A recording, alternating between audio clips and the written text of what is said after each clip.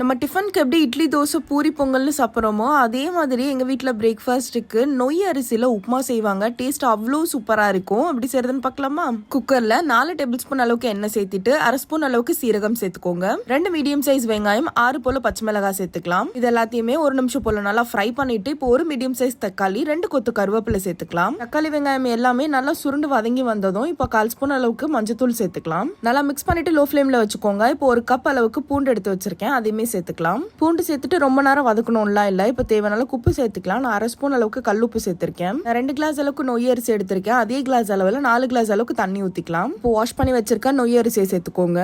அரிசி நான் ஒரு 10 நிமிஷம் போல ஊற வச்சு எடுத்திருக்கேன். நல்லா கொதி வரும்போது 1/2 ஸ்பூன் அளவுக்கு பெருங்காயம் சேர்த்துக்கோங்க. 1 டேபிள் ஸ்பூன் அளவுக்கு நெய் சேர்த்துக்கலாம். குக்கர் க்ளோஸ் பண்ணிட்டு 2 விசில் வரட்டும். பிரஷர் ஃபுல்லா போனதும் ஓபன் பண்ணீங்கன்னா ஒரு சூப்பரான நொய் உப்புமா ரெடி. கூட தேங்காய் சட்னியோட வச்சு சாப்பிட்டீங்கன்னா டேஸ்ட் அவ்வளோ சூப்பரா இருக்கும். ஸோ கண்டிப்பா ட்ரை பண்ணுங்கன்னு மறக்காம நம்ம சேனலை சப்ஸ்கிரைப் பண்ணிக்கோங்க. பாய்.